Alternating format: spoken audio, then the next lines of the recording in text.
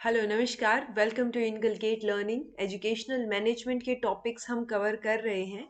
उसी में आज हमारा नेक्स्ट टॉपिक रहेगा steps in planning for school development. School development plan होता क्या है, उसके बारे में हम कॉन्सेप्चुअल जितनी भी चीज़ें थी वो सारी लास्ट वीडियो में बात कर चुके हैं।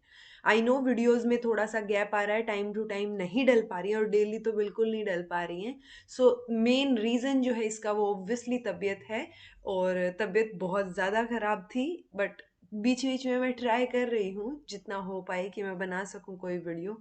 ऑब्वियसली पीपीटीज रेडी हैं मेरी, बट वीडियोस बनने में थोड़ी सी दिक्कत हो रही है कि तबीयत की वजह से। आपसे भी यही रिक्वेस्ट है मेरी कि आप लोग तबीयत का प्लीज़ ध्यान रखिए, क्योंकि फ़िलहाल जो सिचुएशन चल रही है उसमें खुद का सेफ रहना और हेल्थ का ठीक रहना बहुत ज़्यादा ज़रूरी है।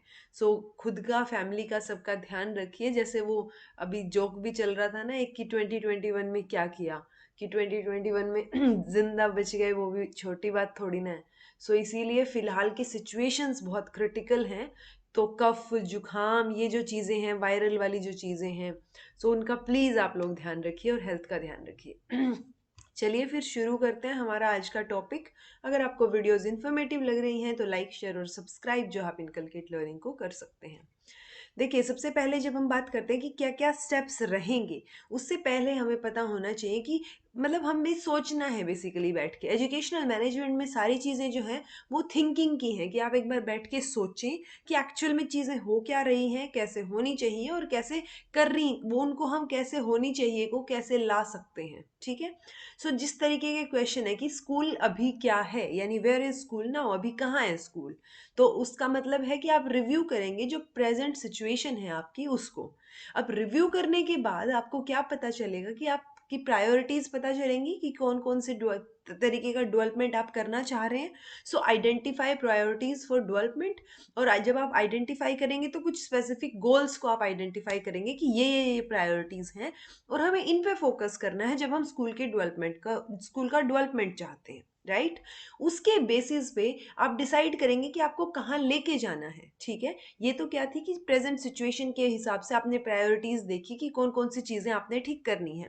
उसके बाद आप क्या करेंगे कि हमें कहाँ लेके जाना है, यानी ऑब्जेक्टिव्स क्या होंगे, किन टारगेट्स को आप अचीव करना चाहते हैं। वो सारी चीजें होंगी, स्पेसिफाई करेंगे आप टारगेट्स।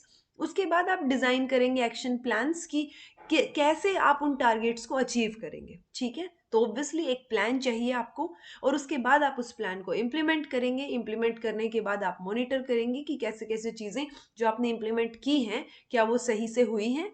वो ऑब्जर्वेशन और मॉनिटरिंग का पीरियड होगा। उसके बाद वो मॉनिटर करने के बाद आप इवेल्युएट करेंगे जो चीज़ें आपने ऑब्जर्व की हैं, उनको आपने एक पेपर पे लिख रखा है, और फिर आप इवेल्युएट कर रहे हैं कि क्या क्या चीज़ें रह गई, कहाँ कहाँ गड़बड़ हुई, कहाँ से वापस से चलने की, ठीक करने की ज़रूरत है। इस तरीके से आपकी कंप्लीट साइकिल जो है वो चलती रहेगी। इवैल्यूएशन के बाद आप फिर से क्या करेंगे, नया एक्शन प्लान बनाएंगे। उसके बेसिस पे आप चीज़ों को, स्कूल डेवलपमेंट प्लान नया बना के चीज़ों को फिर से करने की कोशिश करेंगे, और फिर से आप सिचुएशन को रिव्यू करेंगे कि क्या सिचुएशन है। आई होप आपको को ये छोटी सी सिंपल सी बात समझ आ गई होगी। अगर स्टेप्स की बात करें, ऑल्दो ऐसे कोई स्पेसिफाइड स्टेप्स नहीं है किसी भी बुक में कि आपको जो है यहाँ से शुरू होके यहाँ पे ख़त्म करना है। स्पेसिफाइड इन द सेंस कि जो लैंग्वेज, जैसे पॉइंट टू पॉइंट होता है ना, कि जैसे पियाजे ने जो थियोरी दी थी उसके पॉइंट्स मेंशन है, स्पेसिफाइड है। ठीक है। या फिर कोहलर की जो थियोरी थी, या कॉलबर्ग की, मतलब जो थियोरीज होती हैं वो किसी ने बोल दिया और वो स्पेसिफिक होती हैं। वैसे ही जब हम प्लान की बात कर रहे हैं, इसमें कुछ चीज़ें कॉमन होंगी, हमें पता है कहाँ से शुरू करके कहाँ जाना है। लेकिन लैंग्वेज वाइज स्पेसिफिक ऐसा कुछ नहीं है कि आप जो है जैसे गेट स्टार्टेड है या इनिशिएट करना है सिर्फ यही वर्ड लिखें। ठीक है। वर्ड्स घुमा फिरा के आपसे पूछे जा सकते हैं, लेकिन आपको समझ अगर आ गया ये कॉन्सेप्ट कि कहाँ से कैसे शुरू करके कैसे आप कंप्लीट प्लानिंग करेंगे, तो वो स्टेप्स जो हैं वो इस तरीके के रहेंगे।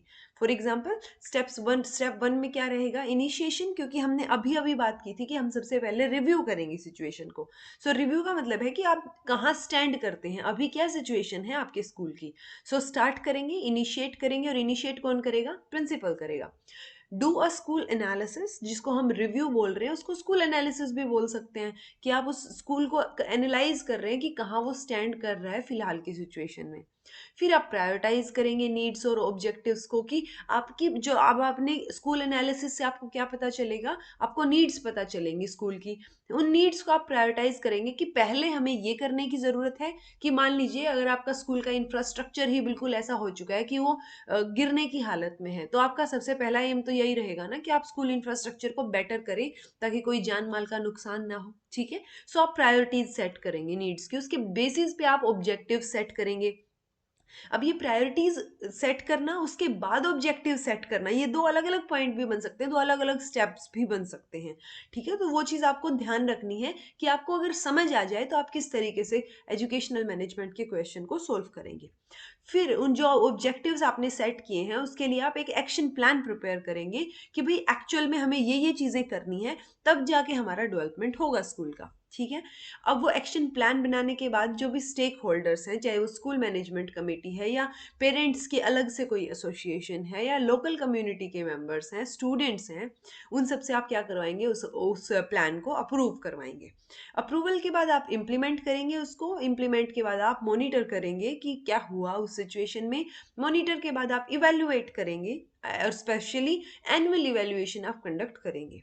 उसके बाद फर्दर क्या डेवलपमेंट हो सकती है उनके लिए प्लान करेंगे, और फिर वापस से आप क्या करेंगे, रिपोर्ट बैक करेंगे कि क्या क्या प्रोग्रेस हुई है। ठीक है, अगर कोई प्रोग्रेस नहीं हुई है, कुछ गड़बड़ रही है, तो आप वापस से क्या करेंगे, उसको एनालाइज करेंगे, स्कूल एनालिसिस करेंगे, फिर से प्रायोरिटीज सेट करेंगे। सो ऐसे ये कंप्लीट साइकिल जो है वो स्कूल डेवलपमेंट प्लानिंग की चलती रहेगी। आई होप आपको इतना समझ आया होगा। अगर हम फ्रेमवर्क की बात करें ना, कि स्टेप्स, चलिए स्टेप्स तो आप खुद भी बना सकते हैं कि आपको आइडिया हो जाए कि आपके ऑप्शन में क्या स्टेप्स मेंशन है और किस तरीके से होंगी चीज़ें। उसके लिए आपको एक फ्रेमवर्क पता होना ज़रूरी है कि जो स्कूल डेवलपमेंट प्लानिंग का प्रोसेस है, जो प्लानिंग साइकिल है, जो बेसिक फ्रेमवर्क है वो सेम रहता है। ठीक है, और वो बेसिक फ्रेमवर्क किसके अराउंड घूमता है, सेंट्रल कोर। और इस कोर को हम क्या मानते हैं, स्कूल का मिशन, विजन और फंडामेंटल एम्स। यानी कि स्कूल का बेसिकली मोटो क्या है, स्कूल की किस किन बुनियाद पे या किन स्ट्रेंथ्स के ऊपर बना हुआ है, कि ये चीज़ें किन उसूलों पे बना हुआ है बेसिकली। तो वो जो आइडियल्स हैं स्कूल के, वो क्या रहेंगे, कोर ऑब्जेक्ट कोर रहेंगे, जिसके बेसिस पे हम क्या करेंगे, प्लानिंग करेंगे उनको अचीव करने के लिए। ठीक है। तो एक क्या हो गया, कोर हो गया हमारा स्कूल का मिशन, विजन और फंडामेंटल एम्स। अब इसको करने के लिए, इनको जो है अचीव करने के लिए ऑब्जेक्टिव्स को, हमारे पास चार ऑपरेशंस रहेंगे। पहले रिव्यू करेंगे, रिव्यू करने के बाद डिजाइन करेंगे, डिजाइन के बाद उस चीज को इंप्लीमेंट करेंगे और फिर हम इवेलुएट करेंगे। तो आपको मेजर तौर पे ये चार चीजें सीरीज में याद होनी चाहिए कि फर्स्ट है रिव्यू, सेकंड है डिजाइन और third implementation and then evaluation. अगर इवेल्युएशन के बाद कुछ गड़बड़ पाई जाती है, देन फिर से रिव्यू, फिर से डिजाइन, फिर से इम्प्लीमेंट और फिर से इवेल्युएशन। सो ये कुछ इस तरीके का दिखेगा आपको, और ये साइकिल आपको कहीं पे भी मिल जाएगी। ठीक है, लेकिन अब आपको क्या फोकस करना है, स्टेप्स कैसे बनेंगे, स्टेप्स ऐसे बनेंगे कि रिव्यू से लेके डिजाइन तक के स्टेप्स कॉन्टिन्यूटी में होंगे।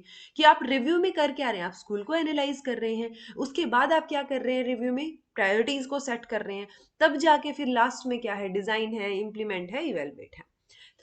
फिर अगर हम बात करें तो फंक्शन क्या रहेगा, यानी जो मिशन, विजन और एम्स की हम बात कर रहे हैं वो किस लिए हैं, उनका फंक्शन क्या है।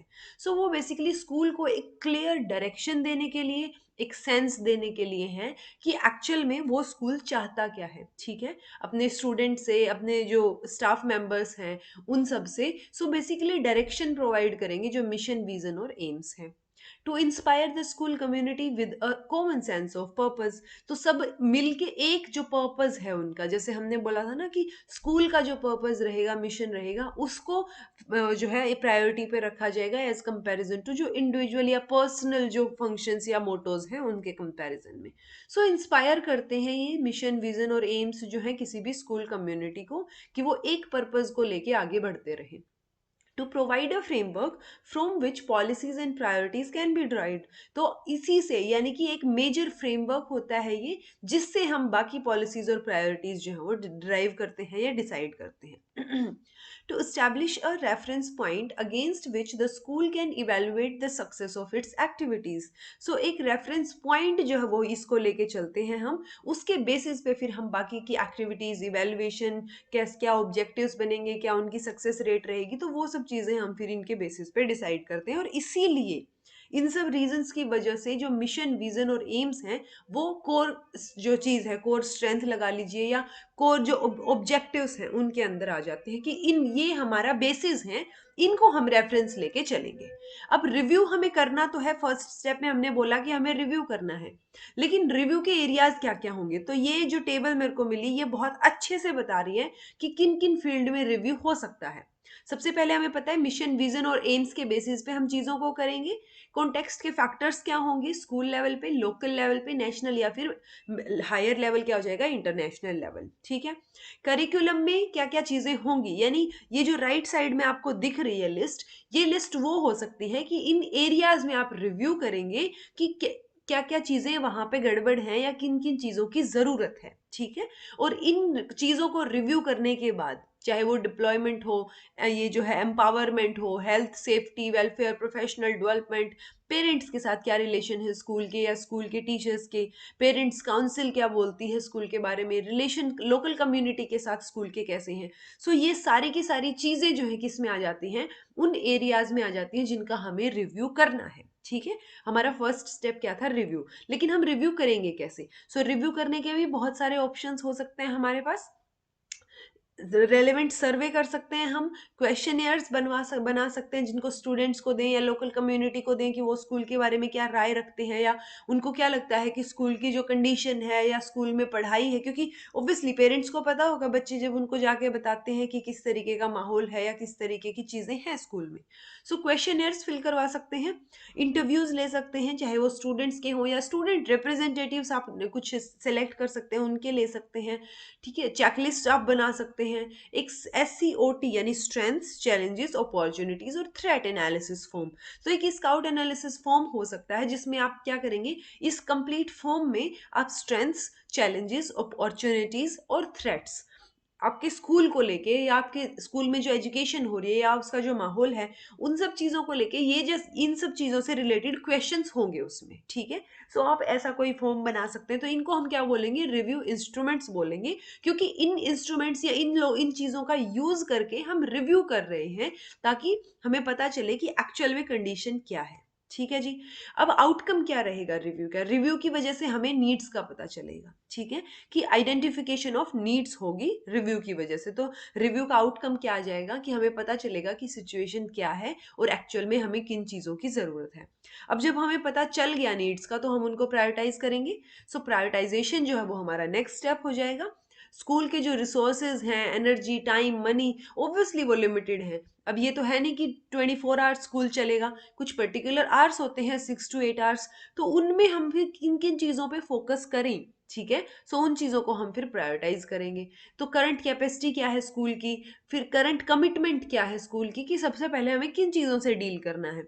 तो उन सब चीज़ों को बेसिस बनाते हुए हम प्रायोरिटाइज करेंगे कि हमारी नीड्स जो है वो कौन सी ज़्यादा ज़रूरी है पहले, कौन सी जो है थोड़ी देर के लिए हम होल्ड पे रख सकते हैं। ये हो गया रिव्यू। रिव्यू के बाद आ जाएगा हमारा डिजाइन, क्योंकि अब हमें पता चल गया है प्रायोरिटाइज करके कि हमें कौन सी चीजों पे फोकस करना है और किन चीजों के लिए हमें प्लान करना है। ठीक है। उसके बेसिस पे हम क्या करेंगे, डिजाइन करेंगे। और डिजाइन में फिर डिजाइन करने के बाद हम एक्शन प्लान, ऑब्वियसली ये जो डिजाइन है ना, ये अप्रूव होगा सारी कमेटीज से, और वो सारी चीजें हम ऑलरेडी बात कर चुके हैं। ठीक है। सो वो जो ड्राफ्ट रेडी होगा, वो फिर जो भी स्टेक होल्डर्स हैं उनसे अप्रूव करवाया जाएगा कि हम फिलहाल इन चीजों पे फोकस करना चाह रहे हैं। ठीक है। नेक्स्ट है फिर एक्शन प्लानिंग। ऑब्वियसली जब आपने डिजाइन कर लिया उसको, सो प्लानिंग करने की, उसको एक्शन प्लानिंग मतलब प्लान को एक्शन में लाने की जरूरत पड़ेगी। ठीक है। सो एक्शन प्लानिंग हो जाएगा कि आप प्लान कर रहे हैं पहले, उसके बाद आप क्या करेंगे, उसको इंप्लीमेंट करने की कोशिश करेंगे। जब आप डिजाइन कर रहे हैं तब आप किन किन चीजों का ध्यान रखेंगे?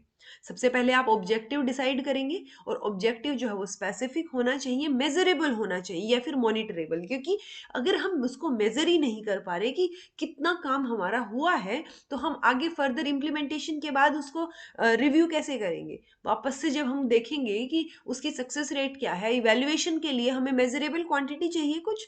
तो हमें इस तरीके से ऑब्जेक्टिव्स डिसाइड करने हैं, जिनको हम क्या बोल रहे हैं, स्मार्ट, एस से स्पेसिफिक, एम से मेजरेबल या मॉनिटरेबल, ए से अचीवेबल, रियलिस्टिक और टाइम्ड, यानी टाइम बाउंड होने चाहिए कि हमने इतने टाइम में ये ऑब्जेक्टिव्स अचीव करने हैं, जो कि स्पेसिफिक हैं, रियलिस्टिक हैं, अचीवेबल हैं। ठीक है, ऐसा नहीं होना चाहिए कि आप जो है नॉन अचीवेबल गोल्स जो है वो डिसाइड कर रहे हैं। फिर आता है identify possible courses of action, यानी अब हमने ये तो डिसाइड कर लिया कि ऑब्जेक्टिव्स क्या होंगे, अब हमें क्या डिसाइड करना है कि हम उनको अचीव कैसे करेंगे। सो पॉसिबल कोर्सेज क्या क्या है, यानी हम क्या क्या कर सकते हैं जिससे कि ये अचीव हो जाए। अब हमने क्या क्या में तो क्या कर लिया, जो सेकंड स्टेप मैं बता रही हूँ आपको, इसमें क्या हो जाएगा, सारी चीजें इन्वॉल्व होंगी कि हम ऐसे ऐसे ऐसे ऐसे ये सारी चीजें कर सकते हैं। लेकिन थर्ड में हम क्या करेंगे, उनमें से कुछ स्पेसिफिक कोर्स को ही चूज करेंगे कि कर तो हम ये सारी चीजें सकते हैं, लेकिन ये जो टाइम बाउंड हमारा जो गोल है उसको अचीव करने के लिए हम इनमें से ये 4 चीजें उठा रहे हैं और हमें ये सारी चीजें करनी है। ठीक है, सो उसमें से भी हम क्या करेंगे, चूज करेंगे स्पेसिफिक कोर्स ऑफ एक्शन। ठीक है, उसके बाद हम क्या करेंगे, आइडेंटिफाई करेंगे रिसोर्स रिक्वायरमेंट, कि कैसे अचीव होंगी ये चीजें। ये तो हमने पता कर लिया कि कैसे अचीव करनी है, लेकिन उसमें क्या क्या रिसोर्सेज की जरूरत पड़ेगी वो फिर हम आइडेंटिफाई करेंगे। उसके बाद हम रिव्यू करेंगे इस प्लान को। अगर जरूरत पड़ी, हमें लगा कि ये वर्केबल नहीं है और कहीं गड़बड़ हो सकती है, तो आप उसको वापस से रिवाइज करेंगे, वापस से चेक करेंगे। ठीक है, तो अगर आपको लग रहा है कि वर्केबल है, देन हम नेक्स्ट स्टेप पे मूव कर जाएंगे, क्योंकि अब हमने डिसाइड कर लिया है, रिसोर्सेज भी जो है वो हमारे डिसाइडेड है कि कैसे होंगी चीजें। अब वो कौन करवाएगा, यानी जो ह्यूमन रिसोर्सेज हैं उनको आप क्या करेंगे, रिस्पॉन्सिबिलिटीज असाइन करेंगे। कौन इंप्लीमेंट करवाएगा, ऑब्वियसली ह्यूमन करवाएगा और ह्यूमन ही करेंगे। सो वो ह्यूमन बींग्स जो हैं, आप उनको रिस्पॉन्सिबिलिटीज असाइन करेंगे। फिर आप एक एस्टेब्लिश करेंगे एक टाइम स्केल कि इतने टाइम में ये चीज हो जानी चाहिए, उस बेसिस पे। और फिर आप क्या करेंगे, आइडेंटिफाई करेंगे सक्सेस को, यानी आपने टाइम बाउंड, आपने 6 महीने का टाइम रखा था कि 6 महीने में ये गोल्स अचीव होने चाहिए, तो आप मॉनिटर करेंगे और इवेलुएट करेंगे प्रोसेस को कि क्या एक्चुअल में ये सब चीजें हुई हैं। सो ये क्या हो जाएगा, ये हमारा पूरा डिजाइन का तरीका हो जाएगा, ये स्टेप्स हम डिजाइन में मान के चल सकते हैं। तो आउटकम क्या निकल के आएगा, पूरे इस डिजाइन प्रोसेस के बाद क्या निकल के आया, एक स्कूल प्लान जो है वो उसका ड्राफ्ट निकल के आया। यानी स्कूल डेवलपमेंट प्लान क्या होना चाहिए, वो एक कंप्लीट डिजाइन हमारे हाथ में फिलहाल आ गया है। जैसे हमने बात की थी ना, रिव्यू का आउटकम क्या रहेगा, जो नीड्स हैं, आइडेंटिफिकेशन ऑफ नीड्स है वो रहेगा, वैसे ही डिजाइन प्रोसेस जो है उसका आउटकम क्या हो जाएगा, ड्राफ्ट हो जाएगा स्कूल प्लान का। अब ड्राफ्ट रेडी है, बारी किस चीज की है, इम्प्लीमेंटेशन की है। अब हम इम्प्लीमेंट करेंगे, तो जो इम्प्लीमेंटेशन का प्रोसेस है उसमें हम क्या करेंगे, स्पेसिफाई कर देंगे टास्क को, सबको अपना अपना काम दे देंगे, सारे स्ट्रक्चर पता है, सारा प्रोसीजर हमें पता है कि कैसे क्या चीजें होनी है, और हमारे पास ह्यूमन रिसोर्सेज भी अवेलेबल हैं, अदर रिसोर्सेज भी अवेलेबल हैं। अब हमें उनको क्या करना है, एनकरेज करना है, एडवाइज करना है, डायरेक्शन देनी है प्रैक्टिकली कि कैसे काम होना चाहिए। तो उस बेसिस पे, और उनके अंदर जो हम जिन लोगों को रिक्रूट करेंगे इम्प्लीमेंटेशन के लिए, वो उस चीज में माहिर होंगे और उनके पास रेलेवेंट स्किल्स होंगी, वो ट्रेंड होंगे इस चीज में, तब जाके वो क्या कर पाएंगे, कंप्लीट इम्प्लीमेंट जो है उस प्रोग्राम को कर पाएंगे।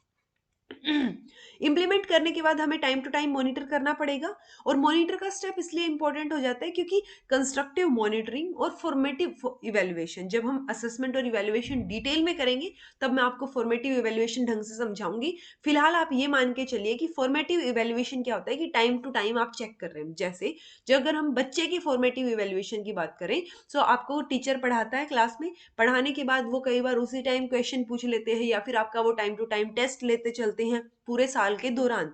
तो वो जो पूरे साल में उन्होंने ये चेक करने के लिए कि आपको कितना समझ आया, उसके लिए वो जो चीजें करते हैं, चाहे वो ओरल टेस्ट हो, चाहे वो आपसे जो है रिटन टेस्ट ले, या क्वेश्चन ऑब्जेक्टिव क्वेश्चंस पूछे, सो वो सारी चीजें किस में आ जाएंगी, फॉर्मेटिव इवेल्युएशन में। सो ऐसे ही जब आप किसी प्लान को इम्प्लीमेंट करते हैं, तो आप टाइम टू टाइम चेक करेंगे उसको, वही क्या है, टाइम टू टाइम जब आप इवेल्युएट कर रहे हैं तो वो फॉर्मेटिव इवेल्युएशन है। तो फॉर्मेटिव इवेल्युएशन या कंस्ट्रक्टिव मॉनिटरिंग जो है वो इफेक्टिव इम्प्लीमेंटेशन के लिए बहुत ज़रूरी हो जाती है, ठीक है। मॉनिटरिंग प्रोसीजर्स कैन इंक्लूड, अब मॉनिटरिंग प्रोसीजर में हम क्या क्या चीज़ें लेके चल सकते हैं। रिव्यू मीटिंग्स हो सकती हैं कि आप जो है छोटे ग्रुप या फिर बड़े ग्रुप में जो है आप मीटिंग्स अरेंज करवाएं स्टेक होल्डर्स के साथ, उनसे पूछें कि किसकी किन चीज़ों में जो है वो और आप अच्छे इम्प्लीमेंटेशन कर सकते हैं, या फिर कहाँ पे क्या चीज़ें और एडअप हो सकती हैं, या जो जो आपने इम्प्लीमेंटेशन के लिए जो स्टाफ लगा रखा है आप उसकी मीटिंग ले सकते हैं, वो रिव्यू कर सकते हैं। इनफॉर्मल डिस्कशंस हो सकते हैं या फॉर्मल इंटरव्यूज या फॉर्मल डिस्कशन हो सकते हैं। ऑब्जर्वेशन जो है वो एक मेंटोर या एक क्रिटिकल फ्रेंड के द्वारा होगी, यानी अब बेसिकली आउटसाइडर जो कि आपको बायस्डनेस ना दिखाए, ठीक है, क्योंकि हम खुद अपना पेपर चेक करेंगे तो बायस्डनेस तो आ जाएगी ना। तो इसीलिए बाहर के लोगों से जब आप पेपर चेक करवाते हैं तो वो बायस्डनेस नहीं रहेगी, उसको पता ही नहीं, कोई लेना देना ही नहीं है कौन है ये इंसान या किसका पेपर है। वैसे ही जब आप एक तरीके से मॉनिटरिंग का क्या हो गया कि आप बाहर के इंसान से मॉनिटर करवा रहे हैं या चेक करवा रहे हैं कि सब चीजें ठीक चल रही हैं, ठीक है। Use of formal review instruments, so formal भी इंस्ट्रूमेंट्स हो सकते हैं कि टाइम स्केल के अकॉर्डिंग की 6 महीने का प्लान है और हर 2 महीने बाद जो है वो चीज़ें चेक की जाएं, ठीक है। सो वो कंप्लीट मॉनिटरिंग होगी, और मॉनिटरिंग जो है वो एक्शन प्लान में क्या क्या एडजस्टमेंट्स हो सकती हैं उन सब चीज़ों के लिए मॉनिटरिंग बहुत ज़रूरी हो जाती है। अब आपने मॉनिटर कर लिया, आपके हाथ में एक शीट है जिसपे जो है बाहर के एक्सपर्ट्स ने या आपके जो अंदर के और जो इम्प्लीमेंटेशन करने वाले लोग थे या कोई हेड था जिसने पूरा का पूरा जो है मॉनिटर करके चीजें आपको दी हैं, उसको आप फिर इवेलुएट करेंगे, ठीक है। So self evaluation is the key to ongoing improvement, कि आप खुद जैसे कई बार हम पढ़ते हैं किसी एग्जाम की तैयारी कर रहे होते हैं तो हम खुद को ही इवेलुएट करेंगे ना कि हमें कितना आता है। वैसे ही जब आप प्लान इंप्लीमेंट करते हैं स्कूल डेवलपमेंट प्लान, तो आप time to time self evaluate करेंगे कि क्या क्या चीज़ें हो रही हैं और किन चीज़ों की इम्प्रूवमेंट में, किन चीज़ों में और इम्प्रूवमेंट की ज़रूरत है, ठीक है। At the end of planning cycle it is important that school community evaluate the success of implementation, की जो टारगेट्स जो ऑब्जेक्टिव्स हमने डिसाइड किए थे, जो नीड्स एड्रेस करने के लिए हमने स्कूल डेवलपमेंट प्लान बनाया था, क्या वो सब चीज़ें हो रही हैं। Evaluation process reviews the extent to which it has been possible to achieve. So evaluation process जो हम क्या करता है बेसिकली रिव्यू करता है कि किस हद तक वो चीज़ें अचीव हो पाई हैं, किस एक्सटेंट तक हम गए हैं कंप्लीट करने में, उन ऑब्जेक्टिव्स को अचीव करने में, ठीक है। फिर है कि इससे पता चल जाता है हमें कि फुल्ली पार्टली या फिर सिग्निफिकेंट एक्सटेंट तक हम पहुंच ही नहीं पाए हैं, कि कितना हमारा काम हुआ है बेसिकली, ठीक है। ये होगा इवेल्युएशन का प्रोसेस। आउटकम क्या रहेगा इवेल्युएशन का, कि हमें एक फीडबैक पता चल जाता है ताकि जो नेक्स्ट प्लानिंग साइकिल होगी उसमें हम क्या कर सकें, बेटर तरीके से प्लान कर पाए। ये इवेल्युएशन होगा। इवेल्युएशन किस किस तरीके से हो सकता है, इवेल्युएशन में भी हमें चीज़ें इकट्ठी करनी है, डाटा इकट्ठा करना है, कि चाहे वो क्वेश्चनियर्स के बेसिस पे हो, तो एविडेंसेस जो है वो इन इन इंटरव्यू के, डिस्कशन के, डॉक्यूमेंट्स, रिकॉर्ड्स, इन सब बेसिस पे हम इकट्ठे कर सकते हैं। तब जाके हम क्या करेंगे, उस चीज़ को उसके बाद इवेल्युएट करेंगे, ठीक है जी। सो अगर कंक्लूजन की बात करें तो प्लानिंग प्रोसेस जो है उसी के बेसिस पे फिर नेक्स्ट साइकिल आ जाएगी। Drawing on the outcomes of evaluation that has been completed, the school community once again reviews, दोबारा से अब वो साइकिल सेम चलेगी, फिर से रिव्यू करेंगे, प्रायोरिटीज जो है आइडेंटिफाई करेंगे, फिर डिजाइन करेंगे, इंप्लीमेंट करेंगे और फिर से इवेलुएट करेंगे। इस तरीके से ये जो स्कूल डेवलपमेंट प्लानिंग का प्रोसेस है वो ऑनगोइंग चलता रहेगा, कि अगर इस बार की प्लानिंग साइकिल में कुछ गड़बड़ रही है तो वो नेक्स्ट टाइम जो है हम उनको कवर अप करें और पूरा कर पाएं। सो इस तरीके से जो है वो आपको स्टेप्स आई थिंक समझ आ गए होंगे। अगर कुछ ना समझ आया हो तो आप जो है कमेंट बॉक्स में कमेंट करके पूछ लीजिएगा। This was all about today, thank you so much for watching.